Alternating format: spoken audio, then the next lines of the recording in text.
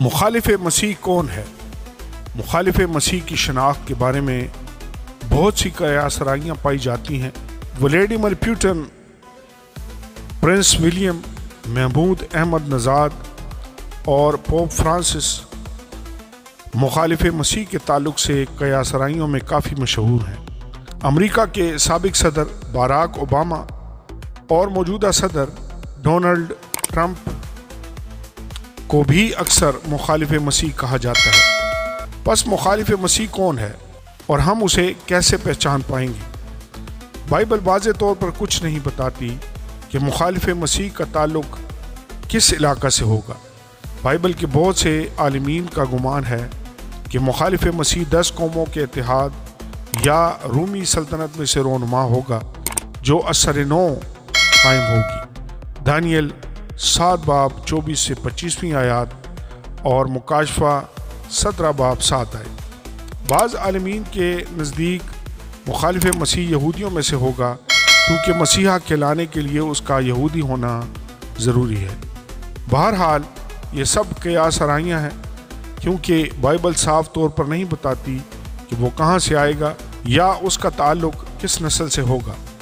بہرحال یہ بات حقیقت ہے کہ ایک دن مخالف مسیح ضرور ظاہر ہوگا۔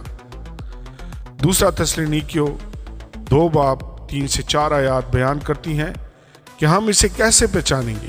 کسی طرح کے کسی کے فریب میں نہ آنا، کیونکہ وہ دن نہیں آئے گا جب تک کہ پہلے برگشتگی نہ ہو اور وہ گناہ کا شخص یعنی ہلاکت کا فرزند ظاہر نہ ہو جو مخالفت کرتا ہے اور ہر ایک سے جو خدا یا معبود کہلاتا ہے اپنے آپ کو بڑا ٹھہراتا ہے، یہاں تک کہ وہ خدا کے مقدس میں بیٹھ کر اپنے آپ کو خدا ظاہر کرتا ہے۔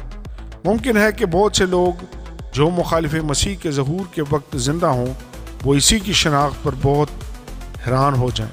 ہو سکتا ہے کہ مخالف مسیح آج زندہ ہو یا ایسا نہیں بھی ہو سکتا۔ مارٹن لوتھر اس بات کا قائل تھا کہ اس کے دور کا پوپ ہی مخالف مسیح تھا۔ 1940 کی دہائی میں بہت سے لوگوں کا ماننا تھا کہ ایڈلف ہٹلر مخالف مسیح تھا۔ وہ لوگ جو چند سو سال پہلے اپنی زندگیاں گزار چکے ہیں وہ بھی اپنے اپنے دور میں مخالف مسیح کی شناخت کے بارے میں ایسے ہی پر یقین تھے، لیکن ابھی تک تو سب لوگ غلط ہی ثابت ہوئے ہیں۔ ہمیں چاہیے کہ ہم اپنی قیاس آرائیوں کو ایک طرف رکھتے ہوئے اپنا دھیان بائبل کی ان باتوں پر لگائیں جو مخالف مسیح کے بارے میں بیان کی گئی ہیں۔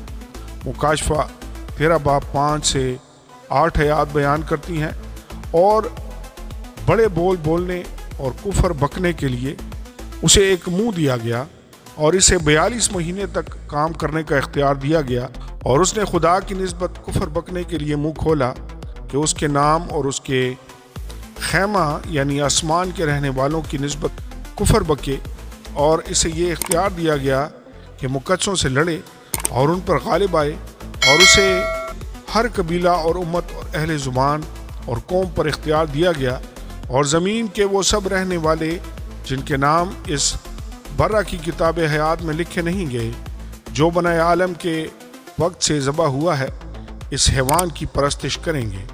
آمین اور آمین۔